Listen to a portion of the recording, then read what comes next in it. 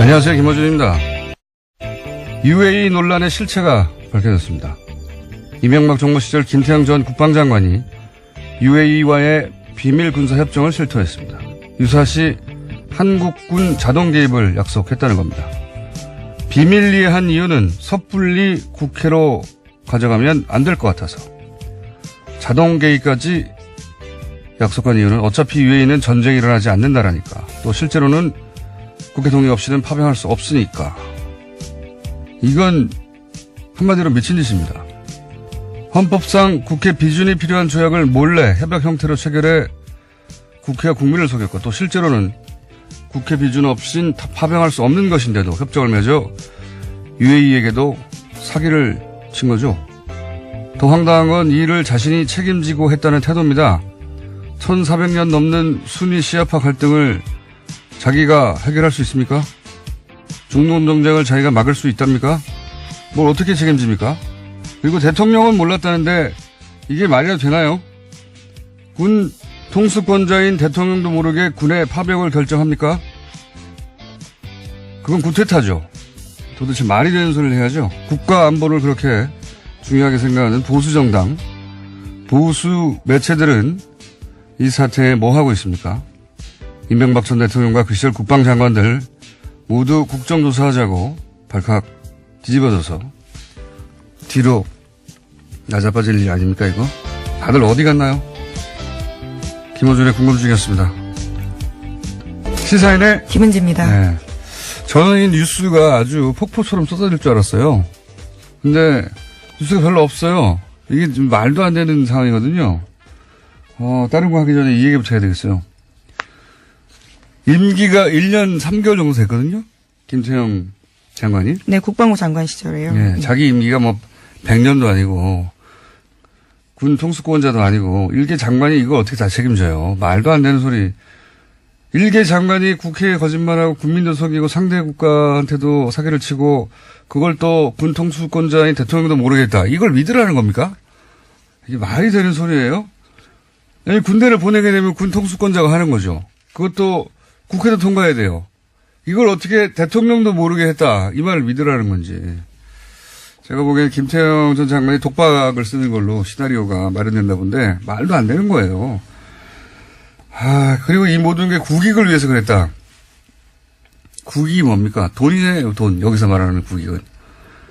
전쟁 내면은 파병될 병사의 목숨은 국익이 아닌가요? 그리고 시아파 국가들하고 이러다가 적이 되면 그건 국익에 반하는 거 아닌가요? 이게 군인이라면 여기서 국익을 말할 수가 없는 거예요, 이거 가지고.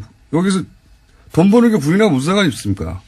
군인은 군의 안전과 안보 생각하는 거예요. 이런 논리는 장사꾼들의 논리지 군인의 논리가 아니에요. 근데 이제 종편에서는 이런 이야기가 김태형 전 장관은 누구 군인답다 이런 말도 하더라고요. 말도 안 되는 소리.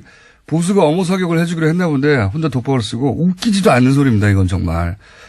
더 화가 나는 거는 이 보수 매체들이 그 UAE 처음 문제 제기할 때 아주 그냥 거품을 물고 뉴스를 쏟아냈잖아요. 포털에도 막 기사가 넘쳐나고.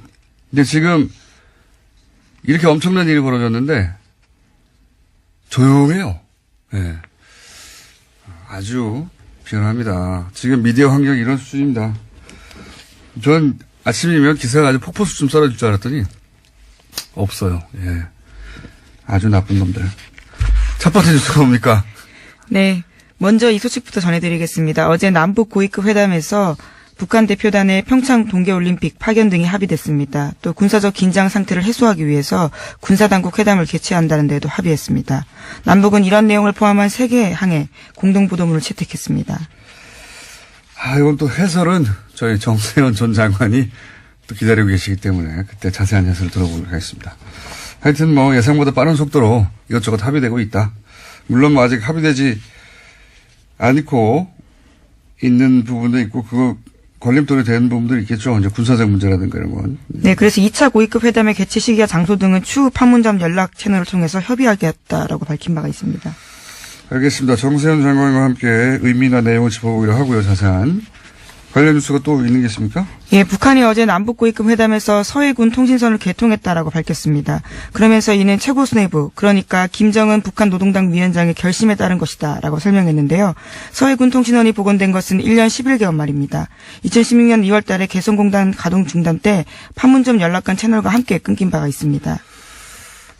그러니까 이거 사실 그 조선시대로 돌아갔었거든요. 예. 거기 높은 데 올라가서 사람이 소리치고 그랬다고 하잖아요. 육성이나 확성기로 의사소통해왔었습니다. 조선시대. 예. 전화, 팩스 뭐 다 끊어버리고, 예. 이전 정부에서 이렇게 지냈습니다, 우리가 북한과. 말이 됩니까? 네. 어쨌든 뭐 통신선 다시 개통했다고 하고요. 다음 뉴스는요? 네, 이명박 전 대통령 측이 원전 수주를 대가로 UAE와 맺은 이면 계약이 없다라고 강조해왔는데요. 그러면서 양국 관계 악화가 후임 정부에도 비롯됐다라는 취지의 주장도 해왔습니다. 하지만 앞서 말씀하신 것처럼 김태형 전 국방장관이 새로운 내용들을 이야기했는데요. 이명박 정부는 다시금 이면 계약 논란에 휘말리게 됐습니다. 논란이 아니고 있었대잖아고 말했잖아요. 김태형 전 장관이. 예. 그게 이면 계약이지 뭡니까? 이명박 전 대통령이 참 대단한 것 같아요. 뻔히 자기가 있을 때 책을 한 거 아닙니까? 예. 그런데 자기가 말하면 폭로가 되니까 말할 수 없다. 그 뉘앙스는 뭐냐면 뭔가 이제 현 정부에 불리한 게 있는데 아니 국익을 위해서 내가 참고 있는 거야. 내 입으로 말할 수 없어. 이런 뉘앙스로 들었단 말이에요. 근데 알고 보니까 자기가 잘못한 거예요. 그러니까 자기가 책임지고 자백할 사안을 자기 무슨 내부 고발자가 된 것처럼 폭로할 수는 없습니다. 막. 자신이 말 안 하는 게 국가에 도움되겠다라는 이야기도 했었습니다. 그때 얘기했지만 본인한테만 도움이 되는 거예요. 말 안 하는 건. 이거 아주 편리한 멘탈입니다. 나를 제외한 모두는 죄인일 수 있어. 나는 죄인일 수 없다. 예? 이 정도 국면까지 왔는데도 워딩을 이렇게 한다는 게 대단한 분이에요. 예. 뻔히 자기가 한 일인데 그래서 제가 그 이명박 전 대통령의 그 화법을 제가 뭐라고 그랬더라? 유체 있던 화법이라고 제가 말한 적이 있는데 대단한 분입니다. 네. 그때 폭로는 자백. 나는 자백할 수 없어. 그럼 감옥 가 이런 이야기였던 거죠. 예. 어쨌든 이렇게 되면 이제 자유한국당은 할 말이 없어지는데 할 말이 없어져야 되는데 뭐라고 말하고 하긴 합니다. 계속. 예. 예, 뭐 어제는 침묵했습니다. 애초에 원내대책회의가 예정돼 있었는데요. 열리지 않았습니다. 당 관계자는 최고위원회가 열려야 할 전날에 원내대책회의를 열어서 따로 일정 잡지 않았다라고 했는데요. 하지만 이에 대해서 머쓱해진 게 아니냐라는 이야기가 나오고 있습니다. 이제까지 이면합이 없었다면서 국정조사 요구해 왔기 때문입니다. 머쓱해진 게 아니고 멘붕인 거죠. 보수정당 기치를 걸고 이런 일이 벌어졌는데 그냥 넘어간다는 게 말이 됩니까? 예. 그리고 언론, 그러니까 조선일보가 무슨 정보력의 한계 때문에 정보력이 과거와 같지 않아서 이런 그 똥보를 찼다. 이렇게 생각하는 사람들도 있던데 저는 그렇게 생각하지 않습니다. 사실 UAE 군사 파병 자동 개입 이런 설들은 당시에도 나왔었어요. 조선일보도 그런 설을 보도했었어요. 예. 네, 실제로 국회에서도 그런 질문이 있었습니다. 네. 유승민 의원이 물었었는데요. 당시 김태형 장관이 부인했었습니다. 그거 저희 제작진이 저렇게 흥분한 거 보니까 중간했나 봐요. 잠깐 들어보겠습니다. 유사시에 군사적으로 지원을 한다든지 UAE가 공격을 당했을 때 우리가 군사적으로 도움을 준다든지 파병을 한다다. 안전 보장을 한다. 상호 방위를 한다. 군사 동맹을 한다. 약속은 없었습니까? 없었습니다. 앞으로 작년에는 약속이 없었습니까? 그렇습니다. 합의도 없었고요. 예. 제작진이 굉장히 자랑스러운 표정으로. 예. 네, 2010년에요. 국회 국방위 전체회의에서 유승민 당시 의원이 김 전 장관에게 물어본 적이 있습니다. 국방위 국방위원장이었거든요. 제가 기억하기로는. 당시 유승민 새누리당 의원이. 그러니까 이 설은 그때도 나왔어요. 나왔고 보도도 됐는데 이게 몰라서 이런 게 아니고 제가 이 관련 소설을 또 써보자면 하도 언론들도 많이 소설을 썼으니까 그 이명박 UAE 커미션 비리 이런 쪽으로 번질까봐 미리 선수를 친 게 아닌가. 그러면서 선수를 어떻게 치냐면 현 정부의 이제 외교 무능, 외교 참사 이런 프레임으로 공격을 시작한 거죠. 일제히 보수 매체들이. 그런데 이제 예상치 못하게 김종대 의원의 취재 그리고 주장, 폭로로 이게 뒤집어지게 된 거예요. 예. 그러면서 이제 김종대 의원은 사실은 홈런을 친 겁니다. 예. 네, 어제 또 추가적인 의혹까지 제기했습니다. 김종대 의원의 주장이 이제 더 신빙성에 실릴 수밖에 없는 게, 한 말이 맞았거든요. 예. 김태형 전 장관이 인정했지 않습니까? 그러면서 UAE 국면이 일거에 뒤집어진 거예요. 정보력이 부족해서가 아니라 보수 매체들이 일치 단결해서 그렇게 만들어버리려고 한 거죠. 그런데 이제 이런 사실이 튀어나오게 되고 그러면서 뒤집어지면서, 이게 의도대로 안 흘러간 거지 몰라서 그랬던 게 아니다. 알고 그랬다. 저는 그렇게 생각합니다. 자, 다음 순요. 네, 유승민 바른정당 대표도 어제 자신의 입장을 밝혔는데요. 문재인 정부와 한국당이 서로의 약점을 덮기 위해서 비밀스럽게 담합하는 것을 보인다라고 주장했습니다. 그러면서 이에 대한 국정조사 계속하자고 주장하고 있습니다. 유승민 대표는 뭐랄까요. 예. 분명히 이제 공부도 많이 하고 합리적인 분이고, 그런데 본인의 세계관이나 상상력을 벗어나는 일이 발생하면 이렇게 레코드판 튀듯이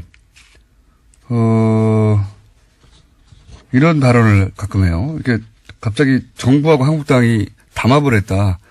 예. 예. 여당과 제1야당을 동시에 겨냥해야 하는 정치적 입장은 알겠는데, 예, 이런 수준으로 공격을 하면 역풍을 맞습니다. 정부와 한국당이 밀실담합을 한 것으로 보인다. 약간 웃겼습니다, 이 논평은. 어쨌든 국정조사를 계속 하자는 주장이 있긴 있습니다. 이렇게 또 다음 뉴스는 뭔가요? 네, 다스 관련된 소식 다시 전해드립니다. 이명박 전 대통령 참모들은 검찰 수사팀을 탄핵하는 방안까지 검토하고 있다고 채널A가 보도했습니다. 채널A가 이명박 전 대통령의 법률팀 보고서를 입수했다라고 하는데요. 여기에 따르면 이명박 전 대통령은 투트랙 전략을 세웠다고 합니다. 법률적으로는 청와대 고위관계자 출신 변호사를 선임한다라는 거고요. 정치적으로는 현재 수사 중인 검사들에 대한 탄핵이 검토됐다라고 합니다. 이미 10년 전에 검찰과 특검이 수사해서 무혐의 결론 내린 사안에 대해서 재수사하는 거는 정치보복으로 인권을 침해하고 있다라는 주장입니다. 박근혜 대통령 때도 그러지 않았습니까? 예. 박근혜 대통령이 탄핵 대상이 됐을 때 관련 수사에 대해서 인권 침해다라고 주장했었는데 지금 이명박 전 대통령도 지금, 본인에 대한 수사는 인권 침해라는 거잖아요. 네, 검사의 인권 옹호 의무가 있는데 이를 위반했기 때문에 직권남용에 해당한다라는 주장입니다. 하지만 검사 탄핵하려면 국회에서 탄핵 소추안이 발의되는데 쉽지 않습니다. 쉽지 않은 거는 상관이 없고, 예, 그렇게 이제 시끄럽게 만들겠다는 것 같은데, 자유한국당이 이제 요 플랜대로 가주는지 한번 지켜보자고요. 과연 검사 탄핵을 국회에서 추진할지. 저는 이건 진짜 무리수라고 보는데, 어쨌든 이명박 전 대통령이 다스 수사를 인권 침해라고 몰아가는 건 진짜 대단한 상상력이네, 이 법률팀도. 박근혜 전 대통령 못지 않은데요, 그때 법률팀. 예, MH그룹이라고요. 예. 여전히 그러한 주장들을 하고 있습니다. 재밌습니다. 네. 코믹합니다. 자, 다음 뉴스는요? 네, 어제 정호영 전 특검 관련된 의혹도 전해드린 바가 있는데요. 어제 자신과 관련된 의혹을 또다시 전면 부인했습니다. 11장짜리 보도자료를 냈는데요. 당시 수사 과정에서 발견된 120억 원 관련 수사는 특검 수사 대상이 아니라 발표하지 않았다라는 겁니다. 그러면서 모든 사건 기록들을 철저하게 검찰에 다 넘겼다라면서 이명박 전 대통령이 다수 주식 지분을 차명 보유한 증거는 없었다라고 주장하고 있습니다. 이건 뭐 동부지검 팀에서 응답할 내용인 것 같고요. 저는 그저께인가요? 한번 얘기했지만 문자로도 왔었고, 다스 검사들 탄핵한다고 하고 인권침해라고 하거나 자꾸 얘기하는데 다스 자기 거 아니라면서요. 자기 거 아닌 거 수사하는데 왜 이렇게 난리예요? 본인이 자기는 아무 상관없다면서. 이게 앞뒤가 안 맞는 겁니다. 자기 게 아닌데 이렇게 화를 내고 인권침해라고 하는 게 자기 거란 얘기죠. 거꾸로. 자기 게 아니면 가만히 있으면 되는데. 자, 다음 순 뭡니까? 네, 박근혜 전 대통령의 재산 40여억 원에 대해서 유영하 변호사가 가지고 있다는 사실 뒤늦게 드러났는데요. 이것을 변호사 선임 비용이라고 주장하고 있습니다. 이에 대해서 논란이 확산되고 있는데요. 변호사협회의 징계가 필요하다라는 주장까지 나왔습니다. 변호사가 의뢰인의 돈 관리를 위탁받는 게 불법은 아니지만요. 범죄 수익금을 알고도 응한 경우에는 처벌 대상이 된다라는 겁니다. 아, 그렇군요. 그렇게 생각할 수도 있겠군요. 예. 여기서 이제 관건은, 이것이 불법적인 범죄와 관련된 수익이냐 하는 인식을 했느냐, 뭐 그런 게 되겠네요. 예.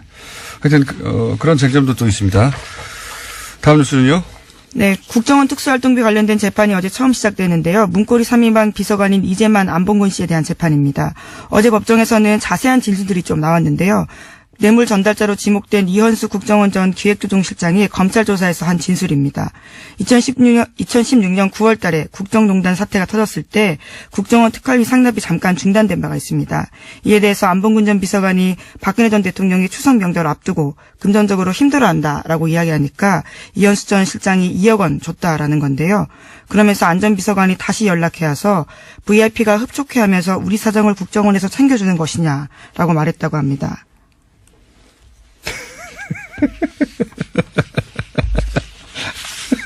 자기가 달라고 했으니까 국정원이 어쩔 수 없이 주는 거죠. 우리 사정을 국정원이 챙겨주는 것이냐, 이게 말이 되는 소리입니까? 아, 당시 청와대는 제정신이 아니었어요. 지금 이렇게 나온 얘기들을 들어보면. 근데 이제 여기서 저는 포인트가 국정농단 사태가 이미 불거졌는데도 돈을 받은 거 아닙니까? 멈췄다가. 이 시점에 최순실 씨가 독일에 갔어요. 그때 돈 달라고 했을 거라고 저는 봅니다. 그거 챙겨주려고 한 게 아닌가. 저는 그런 생각이 드네요. 그게 아니라면 이렇게 사태가 벌어졌는데도 그래서 멈추고 있었는데 갑자기 돈을 이 시점에 달라고. 추석 때 너무 고생하는 직원들 챙겨줘야지 이런 마음이 갑자기 들었다는 건 전 믿을 수가 없고요. 그거는 그런 이유가 아니었을까. 최순실 씨가 간다고 하니 챙겨주려고 했던 게 아닐까. 저는 그런 추정을 해봅니다. 자, 다음 뉴스는요. 네, 지난 2012년 대선의 막판 쟁점으로 부각됐던 NLL 대화록 유출 사건 여러 차례 말씀드린 바가 있는데요. 이 사건은 연금이체 사건으로 남게 됐습니다. 검찰이 문건 유출자를 사실상 지목했지만 기소, 그러니까 재판에 붙이지 못한 건데요. 어제 검찰은 김태호 전 기획관을 증거불충분으로 불기소 처분하면서 이례적으로 유출이 강력하게 의심되나 기소할 정도로 증거가 충분하지 못하다라고 밝혔습니다. 김관진 전 장관, 임관빈 전 실장, 김태호 전 기획관으로 이어지는 이 사이버 살해본부, 그러니까 군의 정치 개입 관련은 사법부가 석방하고 기각해서 막았단 말이죠. 예. 이 NLL 대화록 유출도 사법부가 메일에 제목만 열람하라고 해서 첨부 파일을 확인할 수가 없었단 말이죠. 예. 사법부 결정에 이것도 막힌 거예요. 예. 사법부의 일부 판사들은 두고두고 이 문제에 대해서 예, 다시 되짚으며 문제 삼아야 된다고 저는 봅니다. 예. 네, 수사와 관련해서 영장을 청구하니까 이에 대해서 제목만 열람하라면서 일부를 기각하면서 수사가 난간에 부딪혔다라고 검찰은 주장하고 있습니다. 예.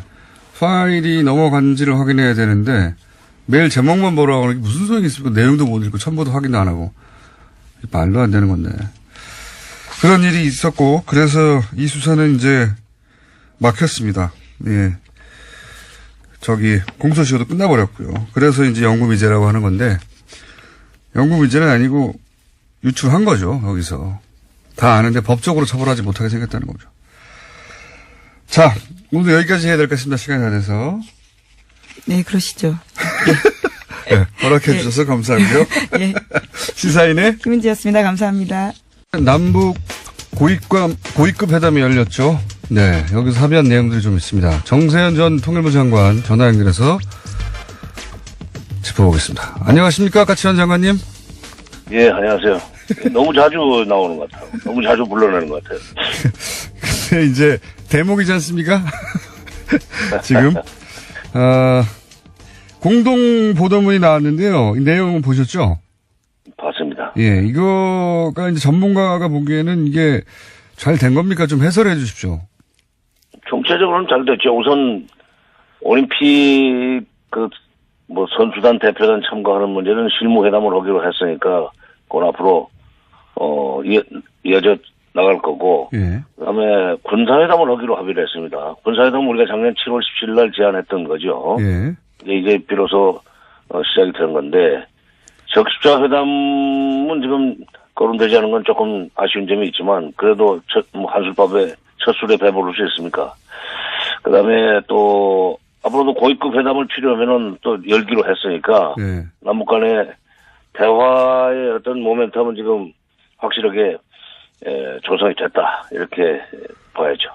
근데 파견한다고 하는 대표단을 보니까 뭐 태권도 시범단도 있고 응원단도 있고 예술단도 있고 굉장히 대규모더라고요. 좀 대규모죠. 예. 그쪽에서는 대대적으로 이렇게 해서 좀 뭐랄까 평화 분위기, 화해 분위기를 좀 띄우자 하는 그런 우리 쪽에서도 많은 대표단 장관님 화장실에 있습니까 혹시? 아니요. 아주 어디 울리는 데는 들어가서 화장실 아니고. 근데, 우리 쪽에서도 많은 대표단이 좀 와줬으면 좋겠다는 얘기를 처음에 했기 때문에. 네. 이제, 근데 또 경비 지원 문제도 뭐 잘 비켜나가겠죠. 또, 유엔 제재 결의에 제재에 위반된다 하는 또, 비판도 나올 수 있지만. 예. 미국에서도 그건 그러지 않도록 잘 협조하겠다고 그랬으니까. 예. 전반적으로 잘 된 것 같아요. 네. 보시기에, 요거는 조금 나중에 문제가 될 수도 있겠다. 혹은 그런 지점은 없었습니까? 비핵화 문제를 처음에 우리가, 처음에 제기를 했는데, 그때는 경청했다고, 설명이 나오지 않았어요? 네네, 네.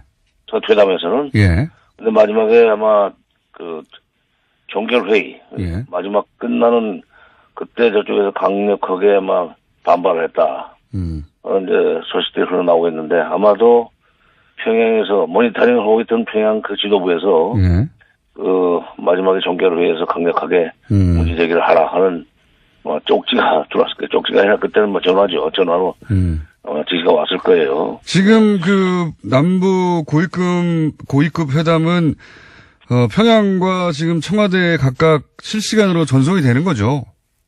그렇죠. 우리 예. 쪽에서는 우리 쪽에서 하는 경우에는 우리는 화면까지 볼 수 있고. 화면으로 보고 있고, 예. 북쪽은 소리만 들어야죠. 대신, 소리만, 예. 북측 지역에서 하는 경우에는 우리는 또 소리만 듣고, 북측은 화면도 보고, 그렇게 시설은 되어 있습니다만은, 예. 아마도 처음에 전체 회의, 개막하는 전체 회의 때 제기한, 비핵화 문제를 제기한 데 대해서, 대꾸하지 않은 데 대해서 아마 질책이 좀 있었고, 종결회의 때 그걸 리성근 조평통위원장에 강하게 반발했다는 이제 소식이 흘러나오고 있는데, 여기 앞으로 우리 국민들은 비핵화 문제에 대해서 어떤 식으로 간에 언급이 되고 거론되기를 바라는데, 예. 북한은 처음부터 그걸, 차단하려고 하는 거다. 이건 미국 간에 하는 거지, 남북 간에 할 일이 아니다 하는 식으로 신뢰를 하면, 여기 조금, 어려움이 될 수 있죠. 그 전에 저도, 핵 문제에 대한 언급을 공동 보도문에 넣기 위해서, 예.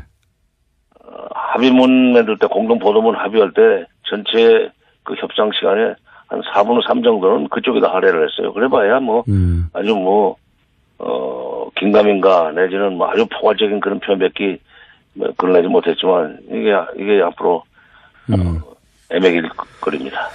애매할 것이다. 제가 이제 갑자기 이제 사이드지만 궁금한 것이 이렇게 고위급 회담을 하면 항상 남한에서 하면 우리가 영상을 보고 북한에서 하면 우리가 오디오를 동시에 듣고 이런 식으로 진행됐습니까? 과거에도? 예, 그렇군요. 그러면 지금 그 회담 내용은 그러면 우리 쪽에서는 누가 듣고 있는 거죠? 청와대의 대통령을 비롯한 NSC에서 듣고 있는 거. 네, NSC 멤버들 듣고, 대통령도 이제 궁금하면 이제 와서 직접 보실 거고. 그렇군요. 통일부도, 장관이 여기 나가 있으니까, 통일부는 이제 회담본부에 그게 있죠. 회담본부에 있으니까, 통일부 장차관 이외의 간부들, 특히 이제 회담본부장, 보고 회담 전략 팀들은 앉아서 듣고, 보고, 그리고 구속 대책을 세우죠.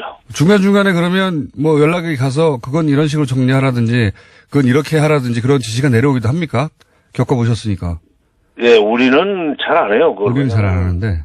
회담 수석 대표한테 상당히 많은 권한을 주기 때문에 아하. 위임을 하기 때문에 근데 북쪽은 좀 그게 층층 시야로 위에 있어서 예. 중간에 쪽지 들어오는 경험을 중간에 쪽지가 들어오는 걸 몇 번 경험했어요. 저는 북쪽에서 그럼, 회담을 하건 우리 쪽에서 하건 간에. 그럼 태도가 바뀌거나 뭐 말을 바꾸거나 아니면 뭐 근데 갑자기 어조가 바뀌거나 무슨 말을 바뀌거나 이런 경우가 있었죠. 그렇군요. 이 군사 당국 회담 개최를 합의했는데 뭐 그 보수 매체에서는 이게 진짜다. 그러니까 결국 북핵 문제를 해결하지 못하는 비핵화를 하지 못하는 이 대표단 파견 그러니까 올림픽 참가가 무슨 의미가 있느냐까지 극단적으로 얘기하는데 이 군사 당국 회담 개최가 올림픽하고 무관하게 앞으로도 계속 되는 겁니까? 그건 몇 번 더 할 것 같아요. 올림픽은 이제 패럴림픽까지 포함해도 3월 중순이면 끝나잖아요. 그렇죠. 얼마 안 남았는데. 예. 근데 이제 이번 봄에 훈련은 연기하기로 했으니까 예. 그 회담 기간 중에 아니 올림픽 기간 중에는 군사회담이 한반도 비무장지대 내에서의 군사적 긴장 완화하는 그쪽에 초점을 맞추겠지만 그 올림픽이 끝나고 나면 아마 한미연합훈련과 관련돼서 경로에 좀 있지 않겠는가 하는 생각입니다. 올림픽이 끝난 이후로는. 예. 근데 그때는 이제 예. 본격적으로 그거 가지고 실내기를 할 거예요. 그리고 우리가 이제 설 전에 이 남북 이산가족 상봉 문제 상봉을 좀 하자고 했는데 이건 북한은 왜 안 했을까요? 이게 아마도 두 가지 문제가 있었다고 생각해요. 예.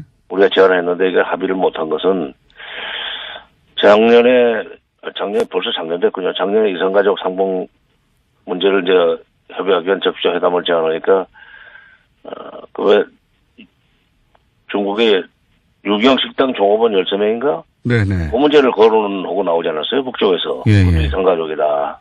그러니까 그 문제부터 먼저 해결하고 이산가족 회담으로 넘어가든지 상보 행사라든지 해야 된다는 얘기를 했는데 그 얘기를 또 꺼냈을 가능성이 있고 또 하나는 북쪽에서는 그게 이제 국정원의 공작이라고 주장하고 있죠. 예. 이제 그렇죠. 그리고 예.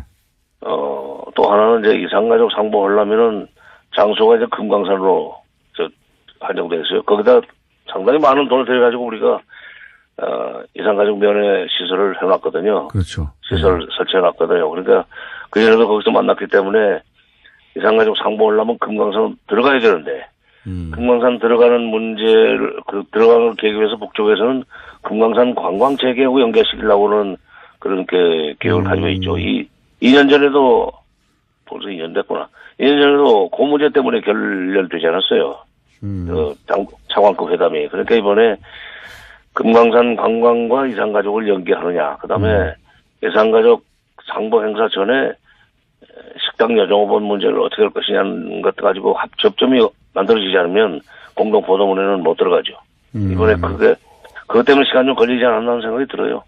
종결회의가 굉장히 오래 걸리더라고요. 통상 글자 수는 몇 개가 없는데. 그러니까 글자 수는 몇 개 없는데 그렇게 오래 걸렸다는 거는 이렇게 정치적 문제가 있었을 것이다. 네, 그다음에 이제 핵 문제 가지고 아마 저쪽에서 긴 얘기 했을 거고 보도문에는 안 들어갔지만. 핵 문제 가지고 지금 시비 걸지 마라 뭐 이런 얘기. 예. 그런 걸 예상하시는군요. 예. 이 군 통신선이 복원됐다는 건 또 어떤 의미입니까? 그 장관님이 보시기에. 예, 이게 상시 대화 채널이라고 봐야 되는데 이 군 통신선은 용도가 군사 당국 간의 통신도 하는 거지만 예. 원래 그 만들 때는 이 철도도로 연결 공사를 위해서 이게 통문을 열고 들어가야 되는 출입을 해야 되는 문제가 있잖아요. 예, 비무장지대 그 철조망이 쭉 쳐져 있는데 중간중간에 남북을 연결되는 통문이 있습니다. 예. 통문의 개방 시간, 그 다음에 통과 인원 등등을 서로 주고받는, 통보하는 그런 채널로 2002년 9월 달에 남북 철도로 연결하면서 그걸 개설했어요. 그거이기 때문에 요거는 개성공단 출입, 그다음에 금강산 출입 이 용도로 아마 저쪽에서 군 통신선을 먼저 복원을 해놓은 것 같다는 느낌입니다. 알겠습니다. 이건 뭐 거기까지 가려고 그러는 거죠. 네. 그렇군요. 그런 의도가 뒤에 깔려 있을 것이다. 네. 이건 진짜 북한 전문가 아니면 알 수 없는 내용이네요. 장관님, 오늘은 여기까지 네. 하고요. 또 모시겠습니다. 아니 너무 자작을 하면은 예. 이 청취자들이 예. 싫어해요. 예. 앉으라고 다른 분좀 재밌습니다. 예. 앉으라고 재밌는데, 장관님 이상으로 이거 해주실 분이 없어가지고. 근데 제가 새벽에 끼웠나 봅니다. 죄송합니다. 예. 오늘 여기까지 하겠습니다. 정세현 전 통일부 장관이었습니다. 이명박 박근혜 정부 시절 자원외교 4대강 엄청난 세금이 들어간 예산이 들어간 사업들이죠. 그런데 이 사업들에 관한 기록물이 거의 없다. 문재인 정부 들어서 처음으로 공공기관 기록물 실태조사를 진행한 한국국가기록원 이소연 원장님 전화 연결했습니다. 안녕하십니까? 안녕하세요. 네, 반갑습니다. 오랜만입니다.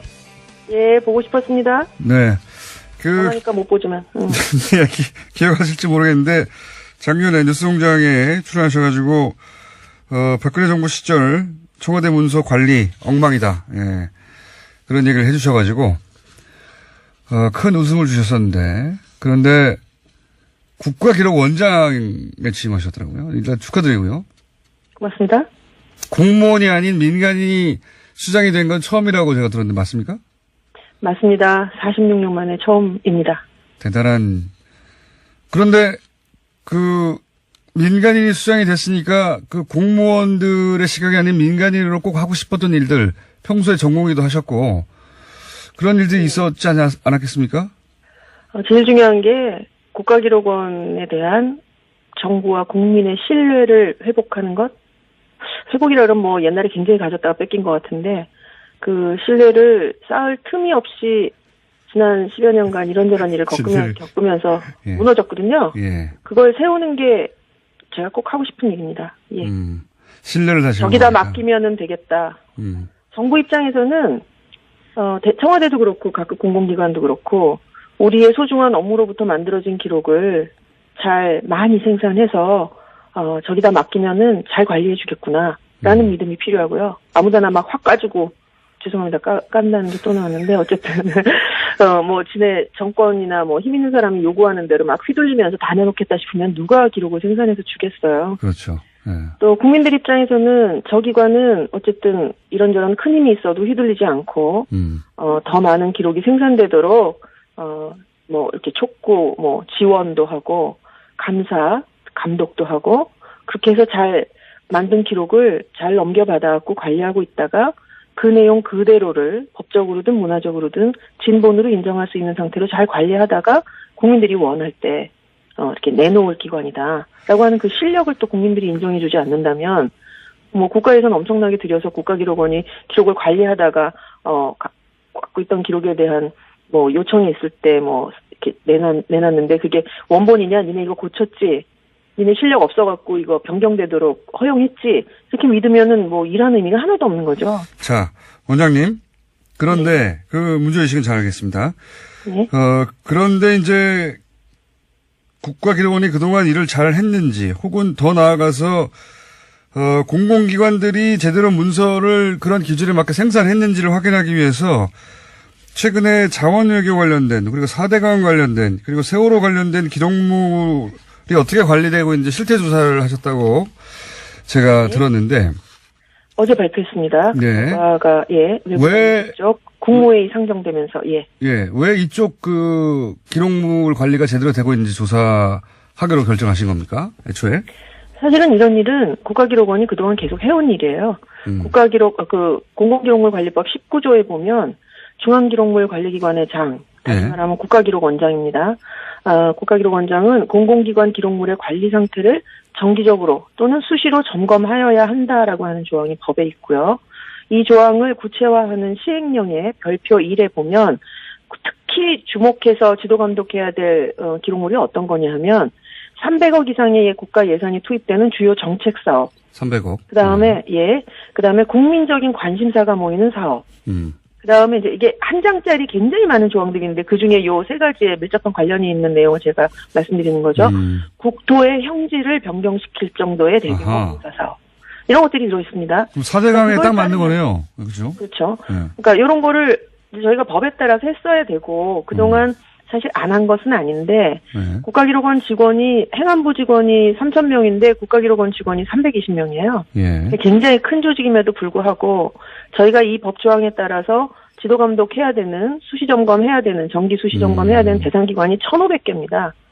저희는 행안부에 소속되어 있는 소속기관일 뿐이지만 기관 이상은 저희가 감독해야 되는 대상이 되는 기관은 청와대, 입법부, 사법부를 다 망라하는 1,500개 기관이에요. 예. 그러니까 이 기관을 아무리 정기적으로 수시적으로 점검하라고 해도 일제 한 번에 매년 이렇게 할 수는 없기 때문에 그때 좀 이렇게 영역을 잡아서 할 수밖에 없고 그렇군요. 해왔던 일인데 다만 올해의 차이점은 뭐냐면은 예년에는 이렇게 점검에서 나온 결과가 충격적이라고 할지라도 그것을 이렇게 크게 문제시할 수 있는 어떤 기관으로서의 자신감 또 기관의 구조 같은 거는 없었던 것 같아요.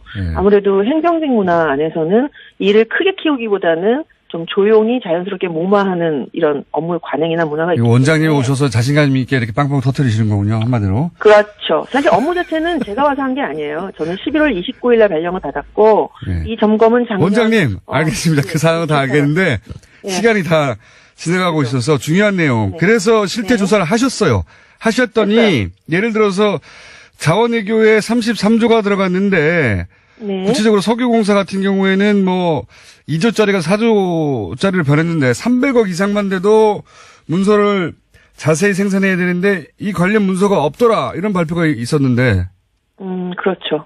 보니까 특히 이 자원외교 관련한 내용은 주요 그 투자에 관련된 결정 사항을 심의하는 리스크관리위원회가 뭐 석유공사 말고도 광물자원공사나 가스공사 같은 곳에서 다 어떤 투자의 내용이나 액수를 변경할 때에는 회의를 하도록 이런 관리위원회에서 리스크관리위원회에서 하도록 되어 있는 모양이에요. 당연히 그렇겠죠. 당연히. 예, 그런데 얼마인데. 회의록이 생산되지 않은 경우도 있었고 가스공사 같은 경우 회의록이 아예 생산이 안 됐어요? 예, 그 횟수가 1회에서 14회, 18회에서 21회 기록 회의록이 생산되지 않았어요. 석유공사 같은 경우에는 1조에서 2조로 투자 금액을 변경하면서 그런 회의를 했다고 하는 기록은 있는데 그 왜 회의할 때는 회의 자료라는 걸 만들잖아요. 안건별로. 그 안건에 대한 자료가 기록물로 등록되어 있지 않아요. 그러니까 회의를 했다는 것은 있는데 어떤 논의상을 거쳐서 이렇게 투자 금액을 늘렸는지에 대해서는 기록이 없는 거죠. 1조가 더 들어가는 회의인데 회의 내용이 없는 거군요. 네. 또 뭐 회의록을 분실한 경우도 있었고요. 광물자원공사 같은 경우는. 근데 이제 기자분들이랑 국민들이 제일 궁금해하시는 거는 그럼 이 중에 이런 기록관리 부실의 내용 중에 어떤 것이 의도적이냐, 무단 파기냐, 무단으로 이렇게 은폐하려는 의도냐라고 그걸 어제 이제 기자 간담회에서 제일 많이 물어보시죠. 그렇죠. 왜냐하면은 이제 보통 여기 뉴스 공장이 진행되는 TBS도 이게 공기관이기 때문에 예산 가지고 엄청 얼마 안 되는 거 가지고 굉장히 짜게 굴거든요. 기록으로 다 남겨야 되고. 그런데. 맞습니다. 네. 근데 이제. 저희 직원들도 한 1,000만 원 정도가 변경돼도 원장 결제에 흔적을 남기고 싶어 합니다. 당연하죠. 나중에 책임져야 되니까. 그런데. 1억도 아니고 10억도 아니고 100억, 1000억도 아니고 조가 변경되는데 아무런 기록이 없다는 건 이건 상식적으로는 도저히 이해가 안 가거든요. 자, 그런데 저희 조사의 목적은 저희 조사는 이런 식으로 해요. 저희가 목적이 주요 이런 결정사항에 대해서 입안부터 종결까지의 당연히 나와야 하는 기록들이 만들어졌나 라는 걸 보기 때문에 조사 방식이 기본적으로는 공공기록법을 준수하는 방식으로 내부 규정이나 지침이 만들어져 있는지를 제일 처음 보고요.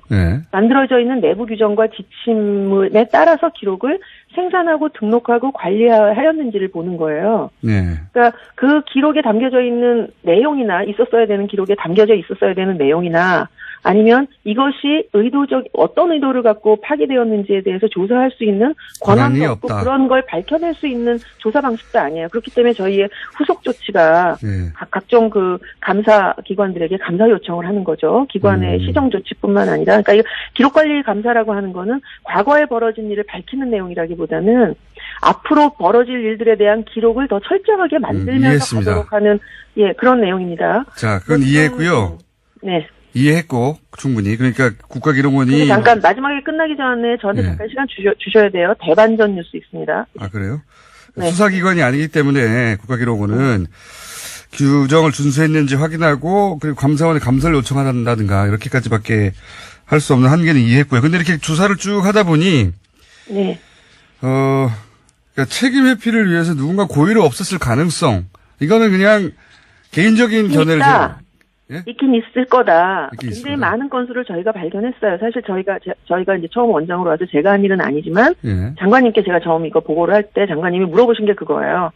이게 다 의도적인 거라고 보냐? 원장 대답해 보세요. 예. 근데 제 대답은 그런 것도 있지 않을까 저희는 생각합니다. 그러나 대부분은 네. 기록 관리를 어떻게 해야 되는지 혹은 꼭 해야 한다는 의식이 없어서 벌어지는 일도 굉장히 많을 거라고 생각합니다. 그게 이렇게 아무렇게나 퍼센트 얘기할 수 있는 건 아니지만 70-80%는 그걸 거고요. 예. 근데 이렇게 민감한 아주 거는 소량이. 예. 이렇게 민감한 거면 의도적으로 없앴다고 의심받을 만 하지 않습니까? 충분히. 그럴 수도 있을 거라고 생각합니다. 그런데 이 공무원들이 업무를 하는 관행 중에는 예. 대부분의 담당 직원들은 업무에 대한 기록을 남기려고 해요. 예. 당연하죠. 문제가 있기 때문에. 공무원들은 항상 예. 그렇던데.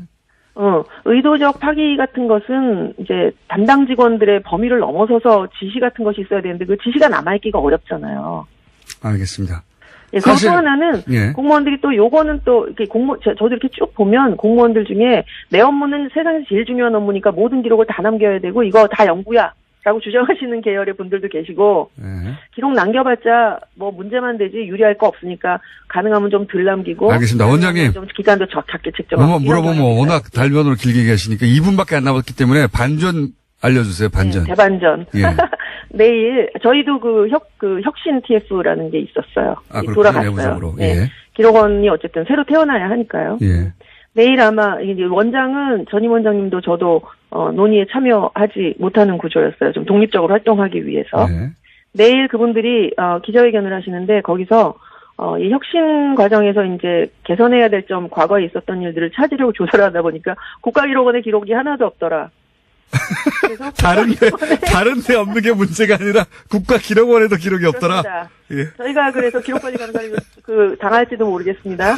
지금 제가 지금 아까 말단 직원들에게 표적이 가는 것이 제일 걱정되는 거예요. 이거 발표하면서도 기록관리 실태에 대해서 경종을 울려야 되기 때문에 크게 갑시다. 제가 우겨서 막 이렇게 보도도 하고 막 크게 가긴 하는데 그것의 희생자가 말단 직원들, 특히 기록관리 전문 요원들 내부에서 실권도 없고 기록관리 업무하게 허용도 못 받았던 사람들이 다 공격받을까 봐 걱정이 돼서 특정 기관에 주목되지 말았으면 하는 마음이 있는데 지금 어쨌든 생산기관 각급 기관에 서 있는 기록관리 전문 요원들은 국가기록원 이내나 잘해 이게 10년 동안에 있었던 일이에요. 그래서 정말 죄송합니다. 제가 이제 곧 사과문도 쓸게요. 원장님 이해했습니다.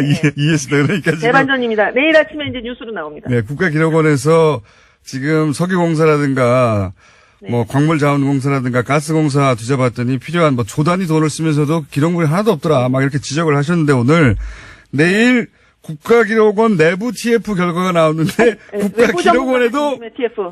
예. 국가기록원에도 변명은 하나 있어요. 국가기록원도 이게 법상 우리는 기록관 설치 의무 대상 기관은 아니에요. 자, 근데 이 어쨌든 기록관을 설치해야 된다고 했는데 그동안에 리더십, 기록원에 책임지는 분들은 그걸 허락하지 않은 거예요. 원장님, 건 있어요. 예. 원장님 책임이 아니라 이전 시스템 책임이었다고 제가 이해하고요. 아니 현재 거기서 붙박이로 일하시는 분들의 책임이 아니다라는 그렇죠, 거예요. 그렇죠. 10년간. 네, 예, 네. 그 이전에 장애 책임이었다고 저는 이해하겠습니다. 오늘 여기까지 하고 다시 한번 연결할게요. 감사합니다. 가지고요.